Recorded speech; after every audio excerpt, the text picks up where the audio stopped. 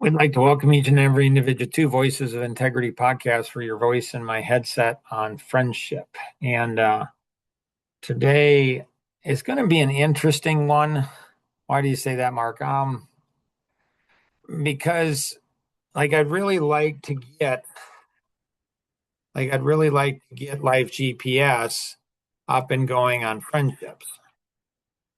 So we have a friendship one. We actually have 24 people in it. We doesn't look like there's any podcasts in here. So, um, so should we create brand new podcasts, or should we take some of the podcasts that we already have and put them in there? Or what do you think? Either way. Anybody have thoughts on it? We could do I a think we little. have plenty of podcasts to put in there. That'd be kind of cool to get some of them in there that we already have done. What's the downside of putting some that we've already had in there? Not new. Okay. Biggest challenge is context. They might make sense. You and I might think, oh, they're really great, but they don't have context. We're giving them multiplication. So my gut feel is that we would do new ones and we would go through the book.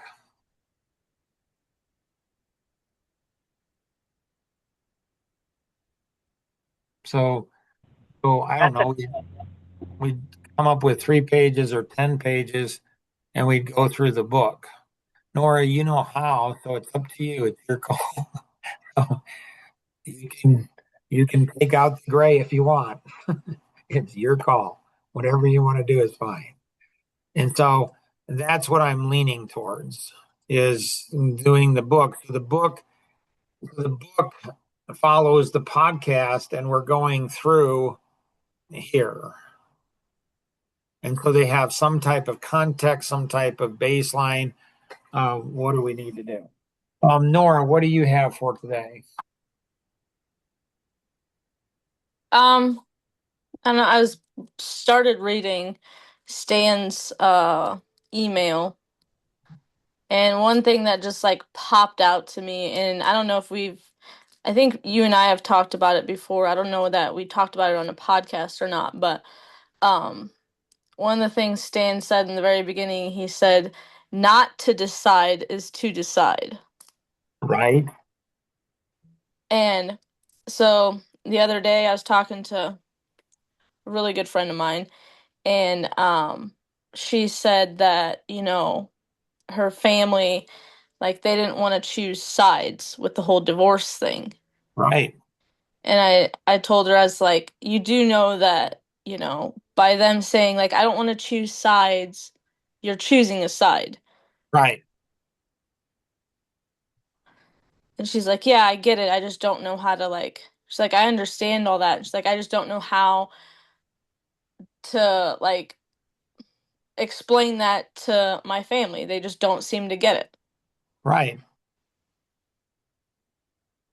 So I Right. don't know if anybody has any suggestions on how you can explain that to somebody. Well, for me, if there's two people, like we've had that situation with our property at Riverside Retreat, where somebody doesn't want to come if somebody else is going to be there. And I'm like, it's fine, don't come. Like, and so I'm not choosing sides, but in a way, somebody could argue, well, you are because you're not choosing my side. Well, that's true. I'm not choosing your side, but I'm not choosing the other person's side either. I'm saying you guys can come if you both can come, or you both don't have to come. It's totally up to you. And um, so that's where things in friendships and family and friendships, it all gets messy. Things are not, black and white. I mean, I was talking to somebody this last week, and they went ahead and said something. um, and then I said, it was black and white for them. Somebody shouldn't have done this to them. And I'm like, well, okay, but you did the same thing to me. Oh, that's different.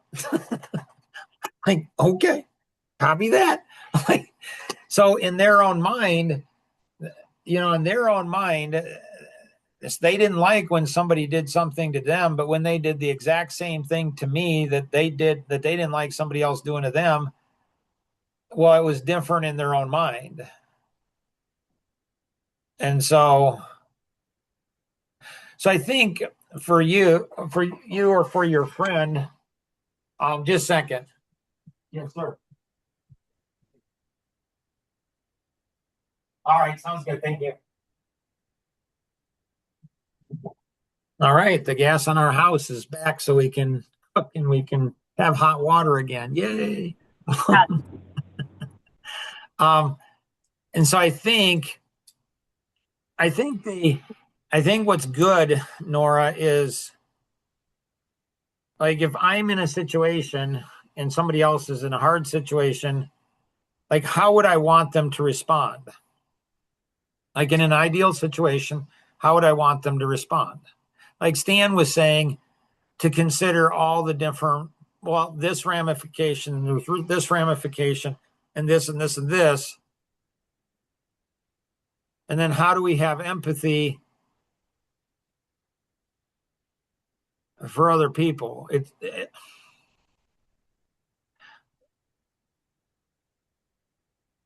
I don't know if any of that makes sense, Nora, or not so much. Yeah.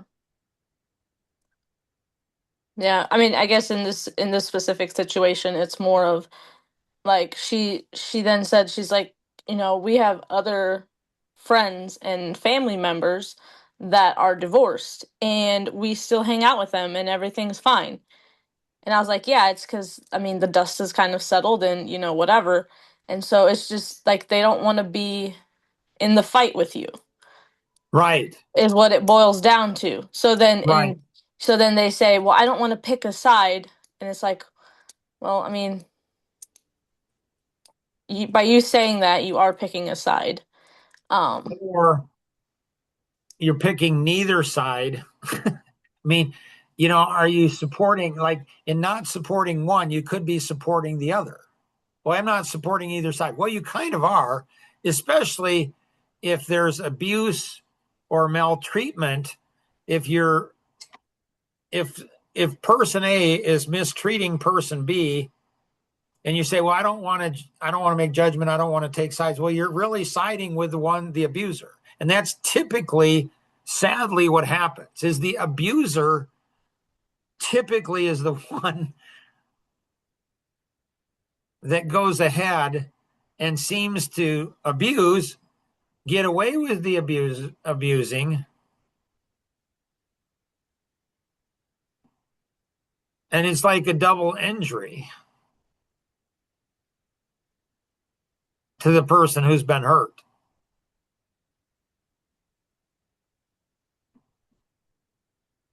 And so for me, podcast and songs help me, I think. It feels like when there's a song or there's a podcast or there's a book that's written about it, maybe nobody ever reads it, maybe it doesn't, but at least it gets it out of my system. So there's not bitterness. It's like at least it's exposed, whether or not anybody reads it, does anything, at least it's not inside of me anymore that can go ahead and eat me alive. So nice, hard, interesting. Elaine, what you got? I'm not sure that I have anything. Rosanna, what you got?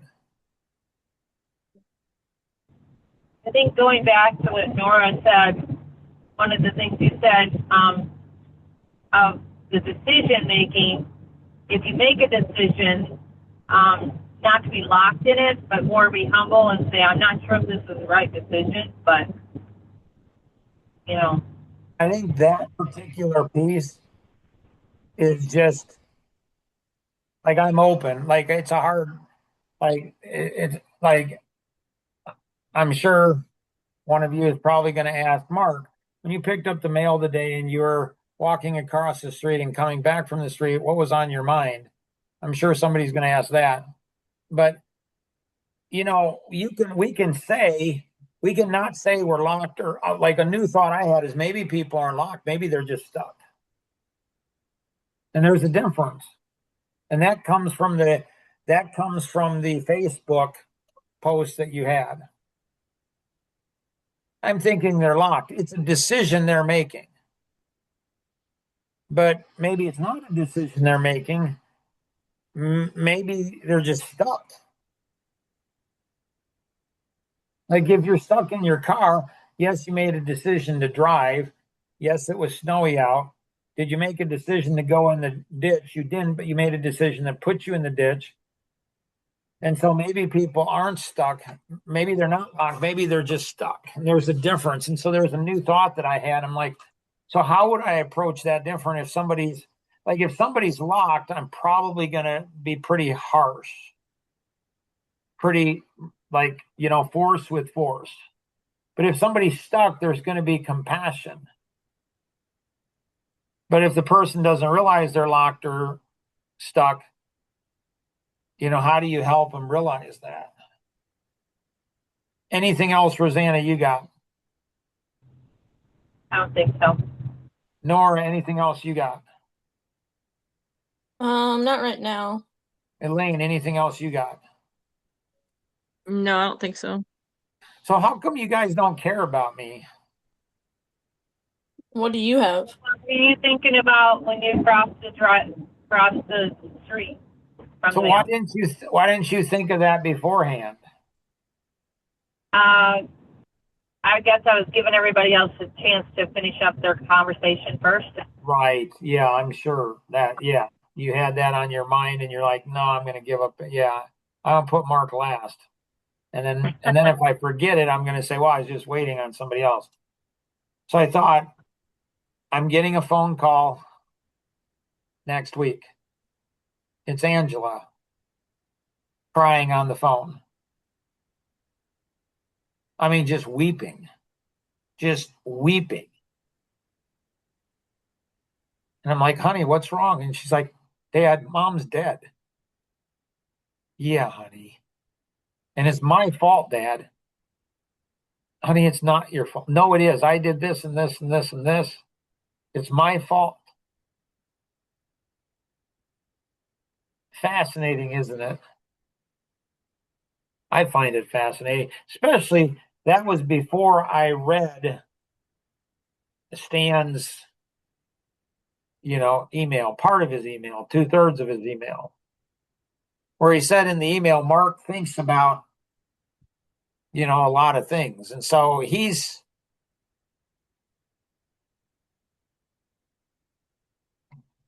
just fascinating. So here's some questions that I came up with today. This took about 17 minutes. Friendships.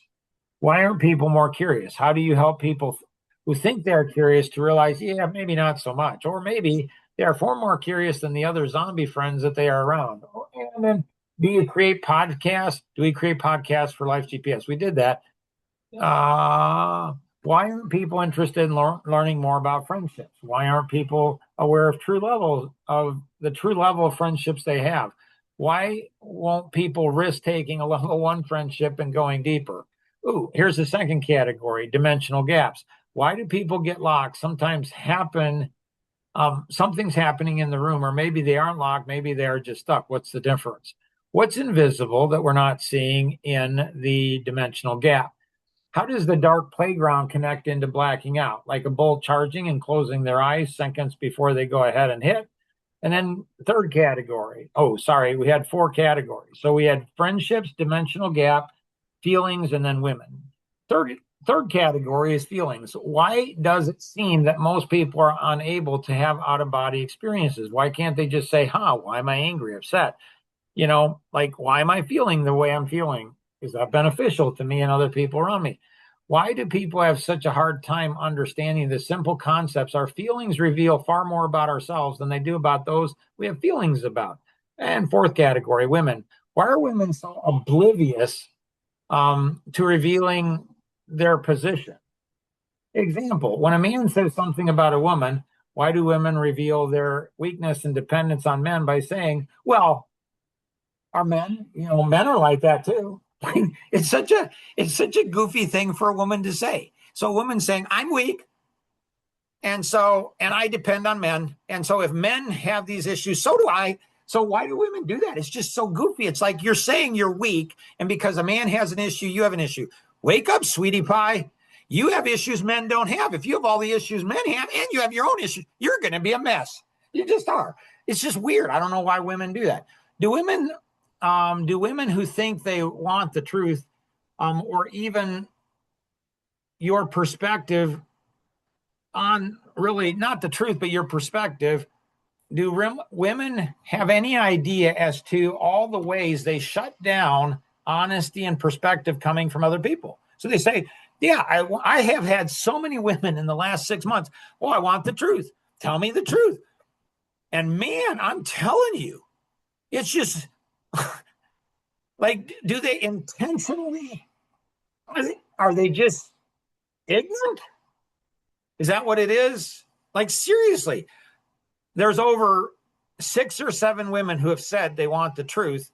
But when you do that, there's so many conditions. Well, you've got to have this and this, and it's got to be this and this, and it's got to be this and this. It's like, are you stupid? Do you not know when you go ahead and say you want something and put a whole bunch of conditions on it? Do you not understand you're shutting people down? It's okay, but let's not deceive ourselves. You don't want the truth. Just be honest with yourself and everybody else. When a woman says she wants to be honest, why does she go ahead and do all the things she does? It's just weird. I mean, it's just like, I would think a 3-year-old could understand that. When you do just accept things, and when you do, and I'm sorry, when do you just accept things and when do you fight for something? What does self-awareness have to do with this? What does trust have to do with this? So it's about 17 minutes and I came up with all these questions. I'm like, oh, I can't wait to get to the friendship call. Throw all this stuff at these amazing ladies and have them give me the answers. Go ahead.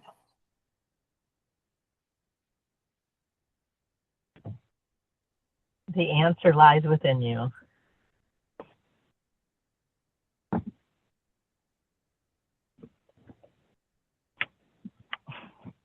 Interesting. That's what I've been that's what I've been told. Your answer lies within you. Okay. Gotta Another find one it. under women. So that's a good question. So if the answer lies within a woman, why does she lie to herself? Okay. Yeah. All right. Excellent. Any other thoughts? Nope. I mean, I feel like that's a lot of questions. Um, Right? That's one curious dude. Like 17 minutes. And he came up with all of that. And if I would have taken another 15 minutes, I'd have twice that. If I'd have taken 30 minutes, I'd have 3 times that. They're just like, dang. Sorry, go ahead.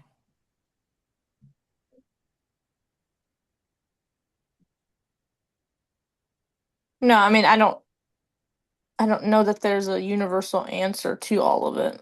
No, I agree.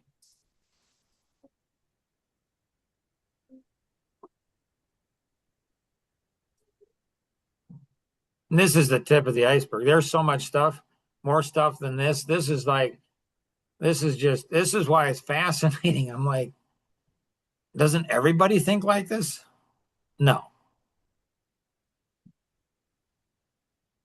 Elaine, your thoughts? That was a lot to think about processing. I don't know. So when I'm walking out to the mailbox, I cross the street and all of a sudden the thought hits my mind. I get a call next week and I need to be prepared for that call. What did you see or that triggered that at that point in time? Not sure. It just came out of nowhere. Maybe it's crossing the road, right? Like looking both ways. Cars. Like it's just fascinating. It's so weird. It's not my fault, Mark. It's not my fault, Dad. It's not my fault. And then all of a sudden it's all their fault. And it's like, well, if you learn to take ownership before, maybe you can prevent things from happening. And so, will Rosanna even share the podcast with Angela? No, none of us know, including Rosanna. She doesn't know. She does not know. What I will guarantee you is if she doesn't go ahead and share the podcast, she will have a reason. Will she have an? Go ahead. No, I was just gonna ask. So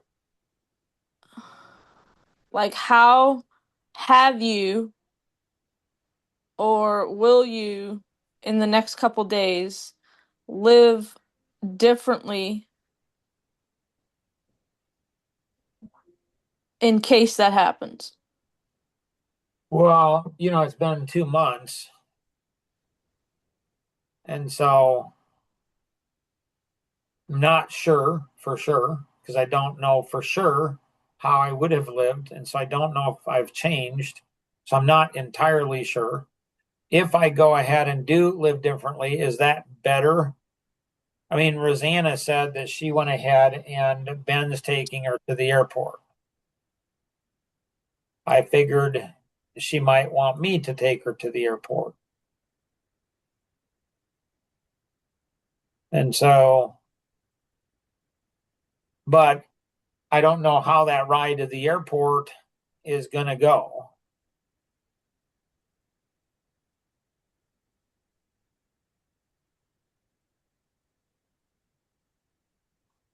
And I don't know how she wants it to go. Because it's not really about me, it's really about her. I mean, I was told a while back that if somebody hurts you, then you can hurt them back. Like that's just how people do it. I'm like, really? So to me, that seems like a stupid thing. And that doesn't mean they don't get hurt.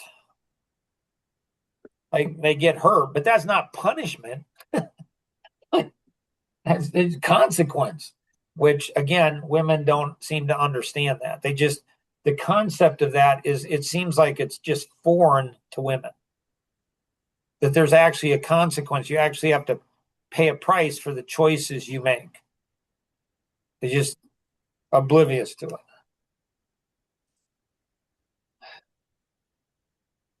So on the other way, so I thought that thought on the way there, and on the way back, I thought on the way back over the street, I thought, so why are you thinking that thought, Mark?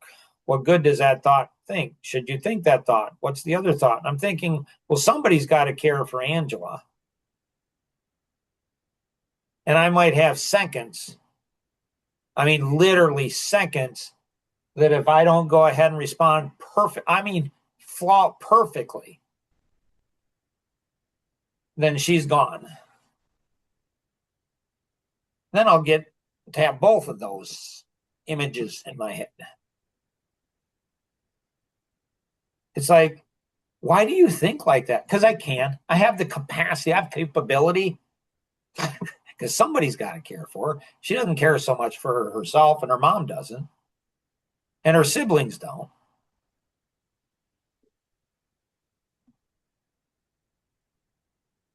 So, but the Chinese farmer, he's like, so your wife died. Well, that's terrible. Maybe. Like, can I respond to people like that? Maybe. And your daughter, she died right after.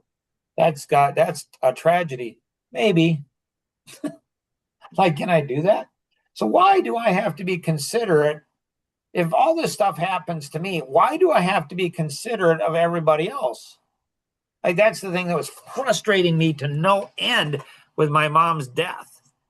Like, I did not want to go to the funeral because it's just stupid. It's just stupid. Made no sense. Why? Why go to the funeral? She's dead. Why do you do it? Out of respect for them. Respect for who? Your mother. She's dead. She doesn't care. She told me, she says, all these people are going to come to my funeral and they're going to say all these really nice things. And, why don't they say them when I'm alive? I'm going to be dead. She said she wouldn't give a crap if I was there or not.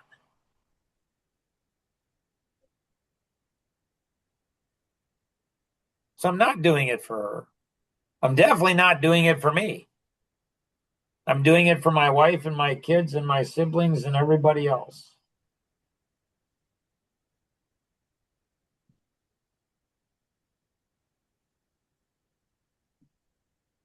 Why do I continue to care for people who do not care? I mean, obviously, I'm not now this year. I'm not caring now. But, it's fascinating. I get it, though. All you do is care for yourself. And then you go ahead and convince yourself that you're a really caring person when you're really not, but you think you are. I get it. And then what you do is you go ahead and convince everybody else that you convince yourself you're caring when you're not. Then you convince everybody else that you're caring really when you're not. And everybody thinks they're caring and nobody is. They're just caring for themselves. Then you can not only visit an opium den on Sunday morning, but you can do it all week.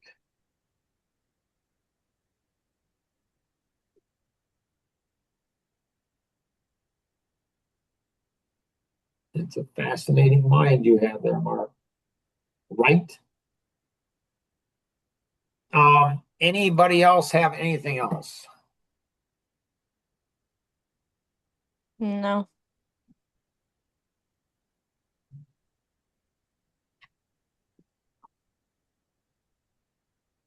So I can, because I know all of you would want to have all of these, these questions because you're curious.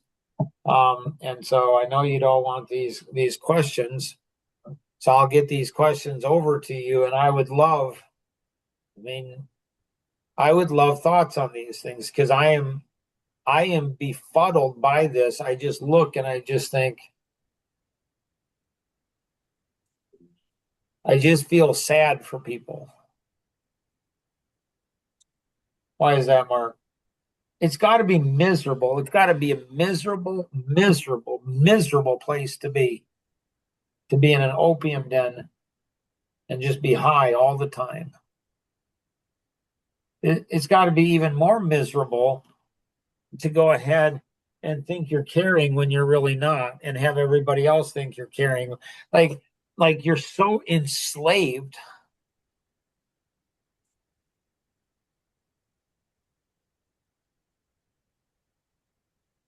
And if there's anybody listening to the podcast on this and they're like, Mark, just like that, yeah, you're like all these. I do.